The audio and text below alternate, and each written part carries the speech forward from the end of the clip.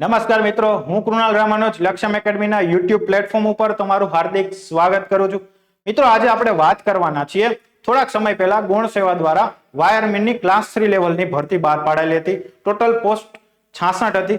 એ બાબતે આપણે આજે વાત કરવાના છીએ, જેમાં હું સિલેબસ સાથે સાથે તમે તૈયારી સારામાં સારી કેવી રીતના કરી શકો, કયો એવો સોર્સ છે કે જેથી તમે તૈયારી કરીને તમારું જે ગોલ છે વાયરમેન બનવાનું, બરાબર, એ તમે અચીવ કરી શકો. તો એના માટે આજે આપણે મળીએ છીએ, બરાબર. ખાસ નોટિફિકેશન નંબર નોંધી લેજો. જેની આજે વાત કરવાના છીએ એ નોટિફિકેશન નંબર છે 311/2025-26. આ ખાસ ધ્યાન રાખજો, બરાબર, જેની હું આજે વાત કરવાનો છું. 1 by 1 સિલેબસ જોઈએ. આ જ સેશનની અંદર ટોટલ તમારું પેપર છે કેટલા માર્ક્સનું રહેશે, કેટલા પાર્ટ્સ છે, એક એક ક્વેશ્ચન્સના કેટલા ગુણ છે, બધી જ વાત કરવાના છીએ. ચલો, તો વિગતવાર અભ્યાસક્રમ આપણે વાત કરીએ તો કે ભાઈ ટોટલ 2 પાર્ટ્સમાં પેપર રહેશે. એક પાર્ટ છે એ 60 ગુણનો છે, બીજો છે 150 માર્ક્સનો છે. ટોટલ તમારા 210 માર્કનું પેપર રહેશે. 1 by 1 કયા પાર્ટ્સની અંદર કયા સબ્જેક્ટ આવરી લીધા છે એ પણ જોઈએ. તો કે ભાઈ પાર્ટ એ છે અથવા પાર્ટ અ છે જે 60 માર્ક્સનું છે, જેમાં તાર્કિક કસોટી અને ડેટા ઇન્ટરપ્રિટેશનની વાત છે, બરાબર. જેમાં તમારા ઉંમર સંબંધિત ક્વેશ્ચન્સ છે, વેન આકૃતિ હશે, દ્રશ્ય આધારિત પ્રશ્નો હશે, લોહીના સંબંધો હશે, તાર્કિક અંકગણિત હશે, માહિતીનું અર્થઘટન જે આ ફોર્મમાં કોઈ પણ ફોર્મમાં હોઈ શકે છે, માહિતીની પર્યાપ્તતા, ઇન શોર્ટ આ રીઝનિંગ ટાઈપ છે. ચલો, સાથે સાથે એ જ પાર્ટની અંદર એપ્ટિટ્યુડ પણ છે, જેમાં સંખ્યા પદ્ધતિ છે, સાદુરૂપ અને બીજગણિત આધારિત ક્વેશ્ચન્સ હોઈ શકે છે, સમાંતર શ્રેણી અને સમગુણોત્તર શ્રેણીના હોય, સરેરાશ છે, ટકાવારી છે, નફો ખોટ છે, સમગુણોત્તર અને પ્રમાણ છે, ભાગીદારી, સમય કાર્ય, સમય ઝડપ અંતર, કાર્ય મહેનતાણું અને સાંકળનો નિયમ. ખાસ ચલો એક વસ્તુ આ પણ તમને કહી દઉં કે ભાઈ ભાગ અ ની અંદર પેલો જે પોર્શન છે એ ટોટલ 30 માર્ક્સનો હશે અને 30 ગુણ છે, બરાબર. 30 ક્વેશ્ચન્સ હશે, 30 ગુણ રહેશે. ચલો, ગાણિતિક કસોટીના પણ સેમ વસ્તુ છે, 30 પ્રશ્નો હશે, 30 ગુણ હશે, એટલે કે ભાઈ દરેક પ્રશ્નનો 1 માર્ક રહેવાનો છે. આ સાથે સાથે ભાગ એ નું કામ પૂરું, જેમાં 60 માર્ક્સનું હતું. ભાગ બ છે, ભાગ બી છે, એ ટોટલ 150 માર્ક્સનું છે, જેમાં બંધારણ પણ પૂછાવાનું છે. બંધારણના ટોટલ 10 પ્રશ્નો છે, 10 ગુણ હશે, એક ક્વેશ્ચન 1 માર્કનો. બંધારણની અંદર તો કે ભાઈ આમુખ છે, મૂળભૂત હકો છે, રાજ્યનીતિના માર્ગદર્શન સિદ્ધાંતો DPSP છે, મૂળભૂત ફરજો છે, રાષ્ટ્રપતિ છે, ઉપરાષ્ટ્રપતિ છે, રાજ્યપાલની સત્તાઓ છે, ભૂમિકાઓ અને જવાબદારીઓ ખાસ મહત્વની છે, સંસદીય પ્રણાલી છે, ભારતીય બંધારણમાં બંધારણીય કેટલા સુધારાઓ થયેલા છે એને અંતર્ગત ક્વેશ્ચન્સ આવી શકે છે, ભારતીય બંધારણમાં કટોકટીને લગતી કઈ જોગવાઈઓ હોય તો એની વાત છે, કેન્દ્ર સરકાર, રાજ્ય સરકાર અને તેના સંબંધો, એટલે 3 પ્રકારની છે, અલગ અલગ સૂચિઓ છે, એ પણ જોવાની રહેશે, ન્યાયતંત્ર છે અને સંવૈધાનિક સંસ્થાઓ છે. ટોટલ બંધારણના 10 ક્વેશ્ચન્સ, 10 માર્ક્સ છે. વર્તમાન પ્રવાહ, કરંટ અફેર્સ આધારિત 10 ક્વેશ્ચન્સ હશે અને એના પણ 10 ગુણ છે, એક ક્વેશ્ચન 1 માર્કનો છે, જેમાં પ્રાદેશિક, રાષ્ટ્રીય અને આંતરરાષ્ટ્રીય કક્ષા લેવલના ક્વેશ્ચન્સ હશે. ચલો, સાથે સાથે બીજા જે 10 માર્ક્સ છે, 10 પ્રશ્નો અને 10 માર્ક્સ છે, એક ક્વેશ્ચન 1 માર્કનો રહેશે. ગુજરાતી અને કોમ્પ્રિહેન્સિવ સબ્જેક્ટ રિલેટેડ છે, બરાબર. ગુજરાતીના એમાં 5 ગુણ અને ઇંગ્લિશના પણ 5 ગુણ રહેશે. આની અંદર કયા પોઈન્ટ છે એ પણ જોઈ લે તો કે ભાઈ સમીક્ષા હોય, અર્થઘટન હોય અથવા અનુમાનના કૌશલ્યનું મૂલ્યાંકન કરવાનું હોય, ગદ્યખંડ આપેલો હોય, ગદ્યખંડ ન ખબર હોય તો એને આપણે પેરેગ્રાફ પણ કહીએ, એ આપવામાં આવ્યો હોય અને એના આધારે ક્વેશ્ચન્સ પૂછવામાં આવશે, અને અથવા તો એમાં પણ વિધાન પ્રકારના ક્વેશ્ચન્સ આવી શકે છે, બરાબર. એટલે ટોટલ 10 ક્વેશ્ચન્સ હશે, 10 ગુણ રહેશે. હા, તો આ જે હતું એ પાર્ટ એ અને પાર્ટ બી. પાર્ટ એ હતો 60 માર્ક્સનો, પાર્ટ બી માં 150 માં, એમાં 30 માર્ક્સ છે એ નોન ટેકનિકલ હતા, જ્યારે પાર્ટ બી ની અંદર બીજા જે 120 માર્ક્સ છે જે ટેકનિકલ ક્વેશ્ચન્સ હશે. આ જ પાર્ટ બી ની અંદર પણ છે, એટલે દરેક ક્વેશ્ચન્સના 1 માર્ક રહેવાના છે. તો 1 by 1 એ પણ જોતા જાય કેટલા સબ્જેક્ટ છે. તો કે ભાઈ ચેપ્ટર પહેલું જે છે સલામતી, પ્રેક્ટિસ અને હેન્ડ ટૂલ્સ.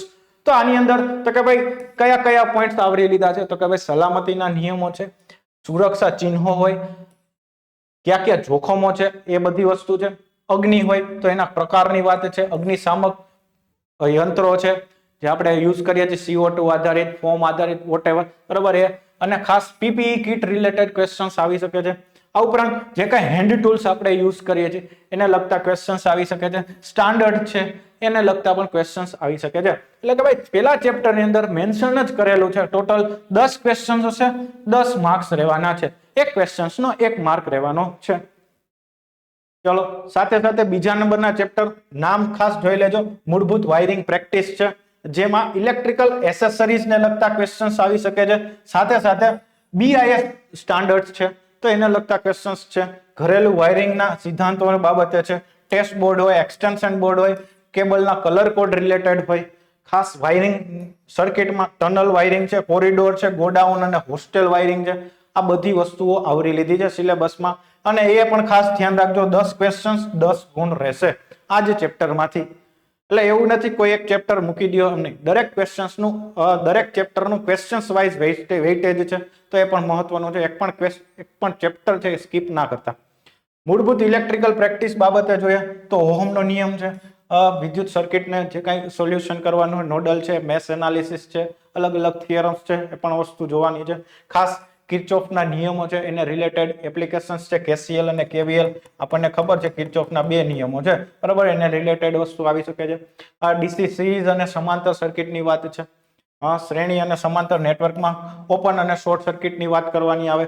પ્રતિકારના નિયમો રેઝિસ્ટન્સને લગતા, પછી વિવિધ પ્રકારના રેઝિસ્ટન્સ છે એને પણ ખાસ. વિસ્ટન બ્રિજ મહત્વનું છે બરાબર. આપણે વિસ્ટન બ્રિજનો યુઝ આપણે મીડિયમ રેઝિસ્ટન્સ મેઝરમેન્ટ માટે આપણે કરીએ છીએ તો એને લગતો ક્વેશ્ચન્સ આવી શકે છે. અલગ અલગ એપ્લિકેશન્સ છે રેઝિસ્ટન્સની, એ પણ મહત્વની છે. ખાસ સિરીઝ અને સમાંતર સંયોજનો ઉપર તાપમાનની વિવિધતા, એટલે કે ભાઈ કન્ડક્ટિંગ મટીરિયલ હોય, ઇન્સ્યુલેટિંગ હોય કે સેમી કન્ડક્ટિંગ મટીરિયલ હોય તો એના related temperature coefficient of resistance આવો એક ટોપિક છે. તો એ પ્લસ હશે, માઇનસ હશે, એ બધી વસ્તુ આપણે આ પોઈન્ટની અંદર ધ્યાનમાં રાખવાની છે. ખાસ ધ્યાન રાખજો આ ચેપ્ટર છે ટોટલ 10 માર્કનું, 10 ગુણનું એનું વેઇટેજ છે.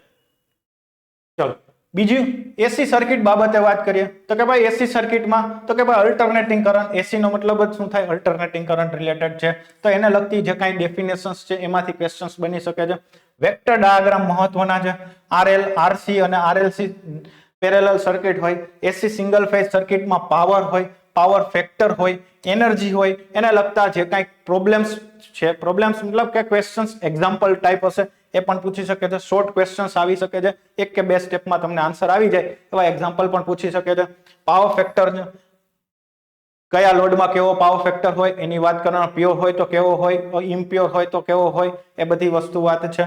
પ્લસ પાવર ફેક્ટર સુધારા માટેના જે કાંઈ ઇમ્પ્રુવમેન્ટ માટે જે કાંઈ ડિવાઇસ યુઝ કરીએ છીએ અથવા ટેકનિક યુઝ કરીએ એની વાત કરવાની આવે. અને ખાસ છેલ્લે 3 ફેઝ એસી ફંડામેન્ટલ્સ. તો ઇન શોર્ટ ચેપ્ટર નંબર 4 છે એસી સર્કિટ રિલેટેડ. તો કે ભાઈ 10 પ્રશ્નો છે અને 10 ગુણ રહેશે. ચલો નેક્સ્ટ છે ડીસી જનરેટર અને મોટરની વાત છે. ઇન શોર્ટ ડીસી મશીનની વાત છે ચેપ્ટર નંબર 5 ની અંદર.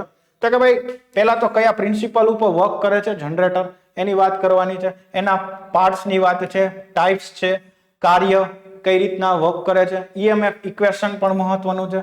ડીસી જનરેટરની સાતત્ય અને ઇન્સ્યુલેશન લાક્ષણિકતાઓ છે ખાસ. અને પ્લસ જે કાંઈ ટેસ્ટિંગ કરવાનું હોય એ બધી વસ્તુ છે. જનરેટર છે, મોટર છે, એના માટે પણ ઇમ્પોર્ટન્ટ છે. પ્લસ મોટર કયા સિદ્ધાંત ઉપર વર્ક કરે છે એ, પ્લસ ટ્રબલ શૂટિંગ બરાબર, નિવારણ માટેના જે કાંઈ પગલાઓ લેવા પડે એની વાત છે. અને છેલ્લે speed control of DC motor, એટલે કે મોટરનું તમારે ઝડપ નિયંત્રણ કરવું હોય તો એને લગતા પણ ક્વેશ્ચન્સ છે બરાબર, પૂછાવાની સંભાવના ખરી. તો ટોટલ આ ચેપ્ટર છે 10 પ્રશ્ન અને 10 ગુણનું રહેશે બરાબર, એક ક્વેશ્ચન 1 માર્કનો રહેશે. ચલો આ ઉપરાંત નેક્સ્ટ છે ટ્રાન્સફોર્મર. તો કે ભાઈ ટ્રાન્સફોર્મર છે એ મેજોરિટી વિદ્યાર્થીઓને આવડતું છે, બહુ ઈઝી ચેપ્ટર હોય છે બરાબર. તો ટ્રાન્સફોર્મર કયા પ્રિન્સિપલ ઉપર વર્ક કરે છે, ખાસ એનું ક્લાસિફિકેશન છે, EMF ઇક્વેશન છે, એ બધી વસ્તુ જોવાની છે. ટ્રાન્સફોર્મરનું નુકસાન શું, કયા કયા લેવલના નુકસાન થઈ શકે છે એ વસ્તુ. OC અને SC ટેસ્ટની વાત છે, ઓપન સર્કિટ ટેસ્ટ ના આધારે કયો લોસ ફાઇન્ડ કરી શકી, શોર્ટ સર્કિટ ટેસ્ટ ના આધારે કયો લોસ ફાઇન્ડ કરી શકી, ઇવન એફિશિયન્સી અને વોલ્ટેજ રેગ્યુલેશનની પણ વાત કરવાની આવશે. સાથે સાથે તો કે ભાઈ તમારે ટ્રાન્સફોર્મરનું પેરેલલ ઓપરેશન કરવું હોય, સમાંતર સંચાલન કરવું હોય તો એના માટે કઈ કઈ કન્ડિશન મહત્વની છે એ પણ મહત્વનું છે. પ્લસ 3 સ્ટેપમાં અલગ અલગ ટ્રાન્સફોર્મરના કનેક્શન છે, ક્યાં ક્યાં છે તો કે ભાઈ DY11 છે, YD 1 છે, આવા અલગ અલગ છે, પ્લસ ઝિગઝેગ કનેક્શન છે, ટોટલ અલગ અલગ કનેક્શન્સની પણ વાત કરવાની છે. સાથે સાથે ટ્રાન્સફોર્મરના કુલિંગ બાબતે, વેન્ટિલેશન બાબતે આપણે વાત કરવાની છે, ટેસ્ટિંગ બાબતે વાત કરવાની છે, અને જે કાંઈ બધા અલગ અલગ સ્ટેપ્સ છે, ફેઝ છે ટ્રાન્સફોર્મર માટે, વીવી કનેક્શન આપણે કહીએ, સ્કોટ કનેક્શન કહીએ, એ બધી વસ્તુ પણ આપણે ધ્યાનમાં લેવી પડશે કે સિલેબસમાં ઇન્ક્લુડ કરેલું છે. ખાસ ધ્યાન રાખજો, ટ્રાન્સફોર્મરનું ચેપ્ટર છે એમાંથી 10 ક્વેશ્ચન પૂછાવાના છે અને દરેકનો 1 માર્ક રહેશે. આ ઉપરાંત તો કે ભાઈ મેઝરમેન્ટ બાબતનો ક્વેશ્ચન ચેપ્ટર છે, તો એમાં તો કે ભાઈ ઇન્સ્ટ્રુમેન્ટ્સ, અલગ અલગ ઇન્સ્ટ્રુમેન્ટ્સ છે, તો એ કયું ઇન્સ્ટ્રુમેન્ટ કયા ટાઈપ ઉપર વર્ક કરે છે, બરાબર.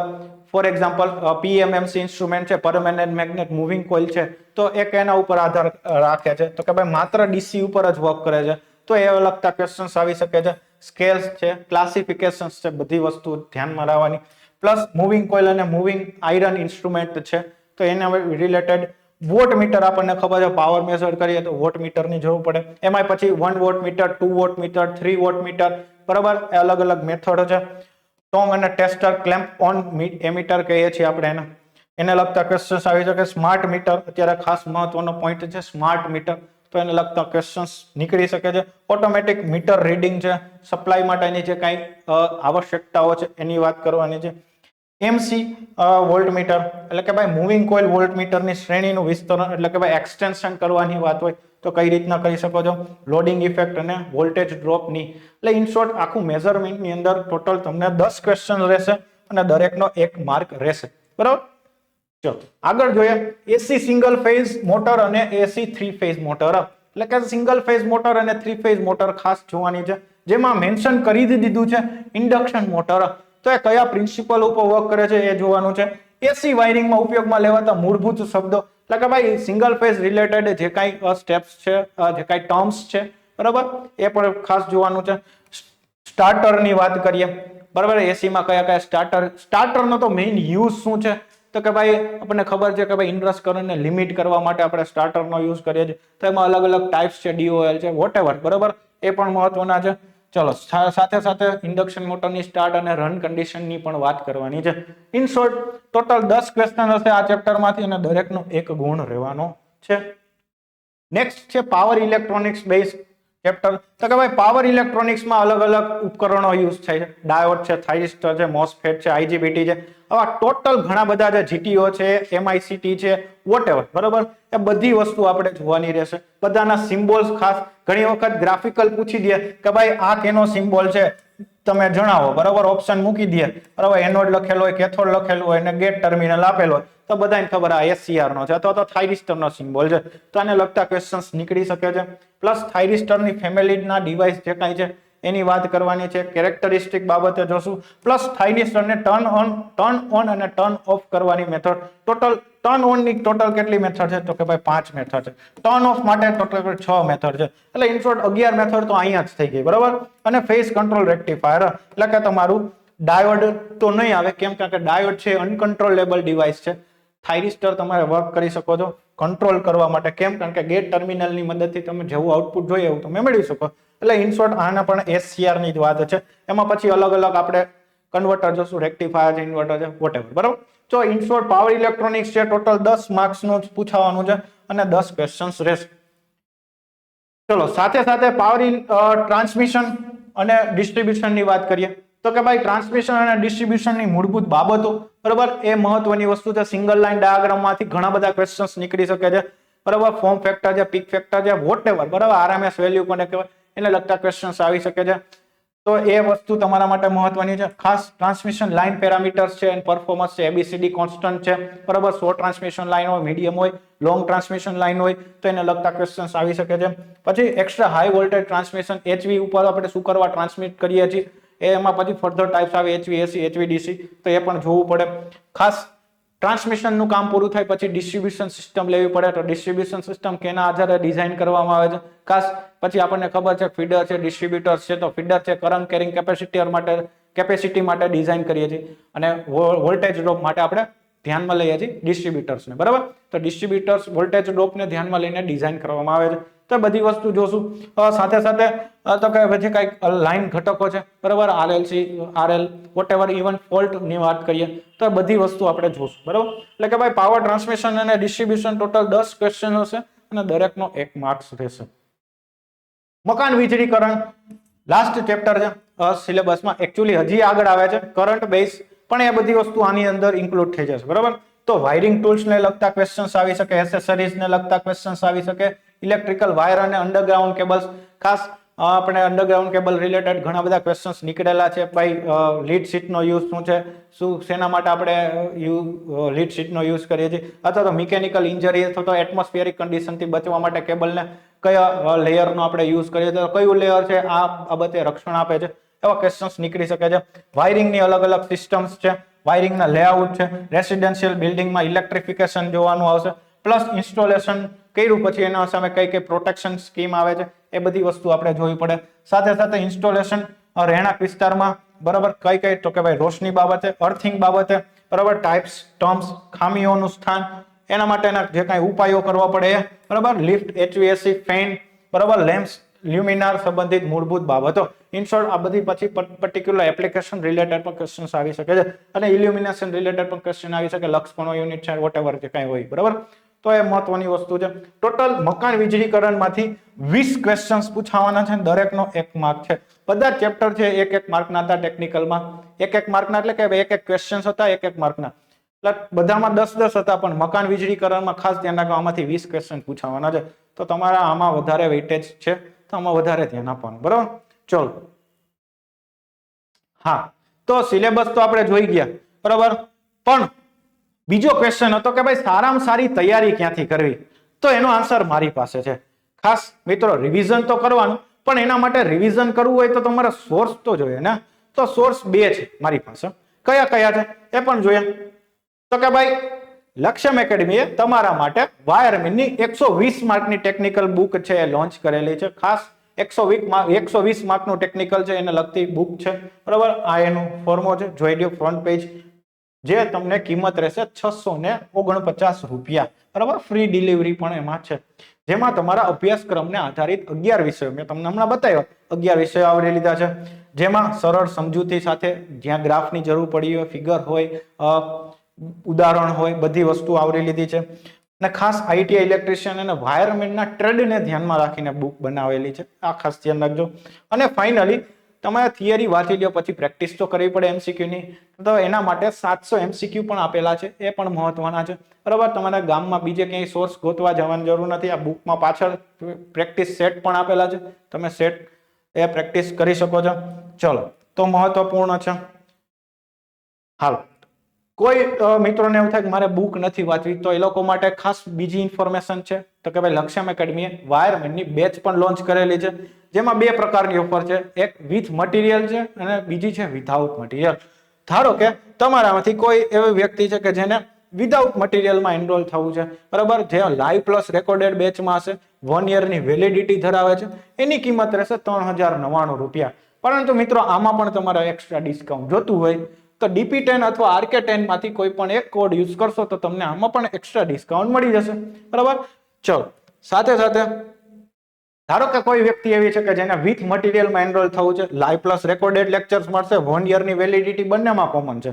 પરંતુ કિંમત અલગ અલગ રહેશે કિંમત વિથ મટીરિયલની 3599 રૂપિયા છે આમાં પણ તમારે એક્સ્ટ્રા ડિસ્કાઉન્ટ જોતું હોય તો DP10 અથવા RK10 માંથી કોઈ પણ એક કોડ યુઝ કરશો તો આમાં પણ તમને એક્સ્ટ્રા ડિસ્કાઉન્ટ મળી જશે બરાબર ચલો અને ફાઇનલ સિલેક્શન લિસ્ટ ની અંદર તમારું નામ આવે તો તમે જે પૈસા ભરેલા છે તમને પાછા મળી જશે બંને સ્કીમ માટે વિથ મટીરિયલ હોય તોય ભલે વિધાઉટ મટીરિયલ હોય તોય ભલે પણ ફાઇનલ સિલેક્શન લિસ્ટ ની અંદર તમારું નામ આવશે તો અને માત્ર તો જ ચલો આ ક્વેરી હોય ચલો તો મહત્વપૂર્ણ કઈ કઈ વસ્તુ હતી તો કે ભાઈ સિલેબસ કયા ચેપ્ટર માંથી કયા કેટલા માર્ક્સ નું પૂછવાનું એ તમારી સમક્ષ લઈને આવ્યો ટોટલ કેટલા માર્ક્સ નું પેપર હશે એ પણ જોયું અને સારામાં સારી તૈયારી કરવી હોય તો મેં તમને સોર્સ પણ બતાવી દીધું બરાબર ચલો તો વધારે ઇન્ફોર્મેશન કોઈ પણ બાબતે જોતી હોય તો એકેડમીનો હેલ્પલાઇન નંબર છે એ પણ લખી આપું છું એમાં તમે કોલ કરીને પૂછી લેજો કોઈ પણ બાબતે